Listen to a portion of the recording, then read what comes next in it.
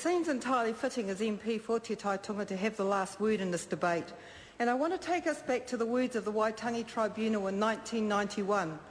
That report began with the now historic statement that the narrative that follows will not lie comfortably on the conscience of this nation, just as the outstanding grievances of Ngāi Tahu have for so long troubled that tribe and compelled them time and again to seek justice. The report acknowledged Ngāi Tahu's generosity to the nation and noted that Ngāi Tahu have not objected to giving up their lands when they were satisfied that this was for the public good. They are, however, well justified in objecting to the Crown's failure to return such land once that public interest has been served. To be consistent with the obligation to protect Ngāi Tahu's rangatiratanga over their lands, we feel that the tribe's continuing interest in lands devoted to the public good should be recognised by the Crown. When Te Runanga o Ngāi Tahu presented to the Select Committee, it was no doubt with the weight of these words, the legacy of this history, that led them to their deliberations. The Runanga fully supported the intent of the bill, but suggests that the bill does not go far enough. And I want here to acknowledge my colleague Te Riro Flavel for his determination, his vision, and his steadfast endeavour to ensure that no more Māori land will be taken by the Public Works Act. I've been sitting here this afternoon listening to the speeches of those members that have spoken on this bill, and I have to say that I am extremely disappointed in the attitude that has been taken. The words that we used is, the further we got into this bill, the more unintended consequences we saw, that it was impractical, that there were huge compliance costs, that it was difficult to deal with, and that in the public good, and so on and so forth. Mr. Speaker, I want to give a little bit of history to the House. I am from Te Waipounamu. I'm Ngāti Koata from Te Tauihu. I am Ngāi Tahu from Te Waipounamu.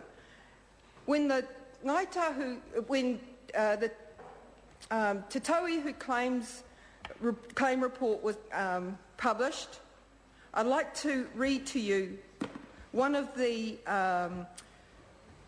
quotes from that report. And it was a quote from my auntie Pūhanga, Patricia Tupaia. And she said, Auntie Maria Toa Hippolyte, who is my grandmother, gave me the kōrero about the land we lost to the Crown. She had said that we had been promised free health, free education and jobs in return for letting those settlers come and live on our land, and that we would participate, not be excluded, that our mana would be respected. I feel great grief at the loss of our land and at the loss of our treaty relationship. We have always acknowledged that the Pākehā Europeans had great benefit to bring. We were and are willing to welcome them among us and share what we had, but not to have our mana, customs and laws disregarded and our land and resources taken. These must be restored and rangatiratanga recognised so that the partnership will resume on the right footing. Pākehā had a lot to offer us, but we didn't invite them amongst us to become our masters. I want to tell you a little bit about the Te Tauihu claims. One of them is about the Nelson tents. Now, when you look at tents, what normally happens is you take 10 sections, you put 9 aside, and 1 goes back to Māori. In the Nelson tents, 10 sections were set aside, and then another one was taken, not out of the 10, but another one was taken and given back to Māori. So in fact what Māori got there were 11ths.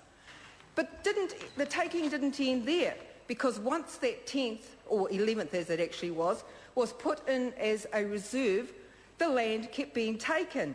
And in one particular case, a quote from the report again, the Crown took land from the estate for public works in circumstances where it could have limited its taking to the leasehold, and quite frequently where the work was not essential in the national interest, nor was it essential that it be trust land that was used.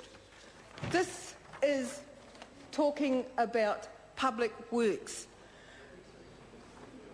I also want to quote from the Waitangi Tribunal's report called Public Works Takings of Māori Land in the New Zealand Gazette. What it says there is the definition of what constitutes a public land has widened over the years. The gazettes in the 1880s indicate that there were a number of major road lines and railways in construction that involved the taking of Māori land. Roads and railways, however, only constitute some of what was taken under the label of public works. The sheer variety of purposes that land was taken for shows the very broad definition that public work has had in New Zealand legislative history. The following list of the public purposes that Māori land was taken for and proclaimed in the gazettes illustrates the wide domain of the Crown's powers to take land for public purposes: lighthouses, gravel pits, police stations, hospitals, scenery preservation, school sites, native schools, electric lighting, wharf sites, cemeteries, landing reserves, stock paddocks, post offices, draining systems, courthouse site, public buildings, internal communications between lakes Rotomahana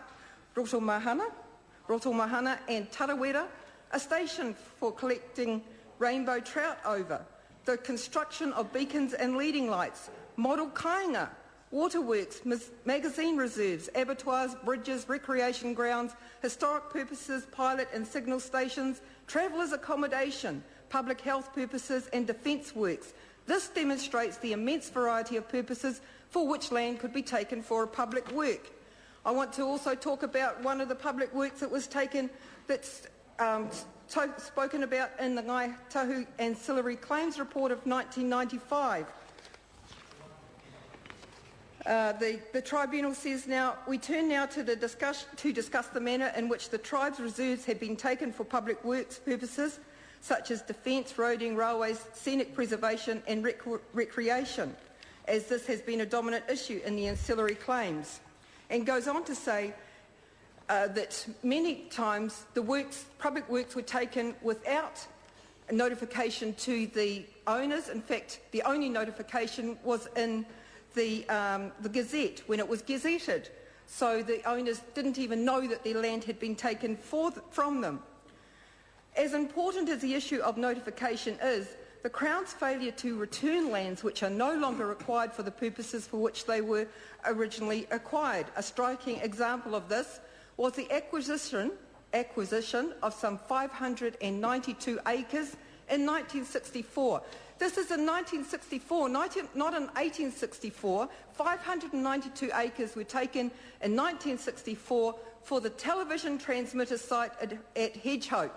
Less than 1/16 of the land so taken was required for the purpose. Rather than returning the surplus area, it was leased out for grazing and then set apart as state forest. I wanted to point this out because when we talk about how inconvenient this bill has been, or could be, I get really angry, and I'm sure that other Māori around the country are just as angry, because this is our land that you are talking about. This is our history that you were talking about, that it was taken, it was not given back. 562 acres taken for one television transmitter.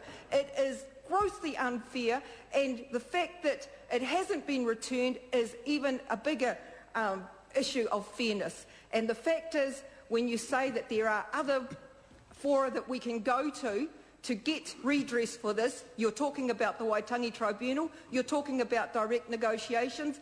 The truth is that all that we're going to get back is 1% of the value of what was taken from us, and even then we get letters to the paper, we get people, the public moaning about it, like a letter that I read in the press just the other day saying that Māori are on the treaty gravy train again. So we are being made out to look as though we are the bad guys. I think it is grossly unfair that the members here are not allowing this bill to go any further, and I have to say that we will not be stopping here. Kia ora. Members, this debate has concluded. The question is that the motion be agreed to. Those of that opinion will say aye. Aye. To the contrary, no. No. The noes have it. Party vote. I'll ask the clerk for a party vote. New Zealand National, 58 votes opposed. New Zealand Labour.